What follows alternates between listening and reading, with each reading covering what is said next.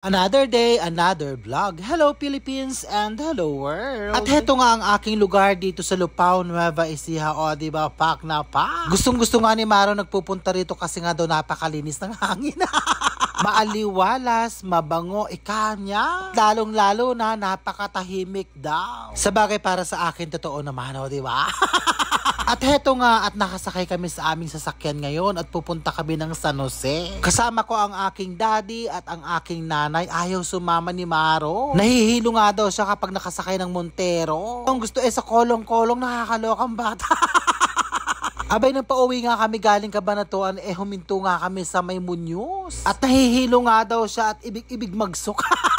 Kakalokang bata. Kaya nga tumigil kami kahapon at nagpahinga sa gilid ng kalsada. Abay, malapit na kako, saka ka naman gumaganya. Kaya nga nagsatsaga kami sa XLT pag umuwi kami ng Lupao. Napakahirap pa namang sumakay sa jeep, napagkainit-init, nakakaloka. So heto na nga at nandito na nga kami at may bibilin lang kami dito. Abay, mga bilihan ito ng mga gamit sa bahay. Napakadami nga mabibili ditong gamit sa bahay. Kaya minsan subukan niyo pumunta rito at bumili na pagkamura-mura ng kanilang mga tinda. Dito nga yan sa May Di Guzman, sa May Abar Second sa San Jose. So yan nga at nabili na namin ang aming pakay at nandito na kami sa palengke ng Lupao, Nueva Ecija. At meron nga rin kami bibilin dito. Mamimili ang aking nanay yata nang ihahanda niya bukas. Gusto nga niya magpadasal at magpasalamat kasi nga birthday niya kahapon. At syempre hindi mawawala ang mga pabili ng aking anak. Abay, tawag ng tawag at may pabibili nga. Heto nga yung mga ipinabili niya, nakakaloka. Pagkatapos syempre hindi mawawala yung pagpunta ko dito. At bibili nga ako ng paborito kong bola-bola. Gawa ito sa kamoting kahoy na may alamang at saka dahon ng sibuyas. Pagkatapos isasaw-saw mo sa suka, napakasarap.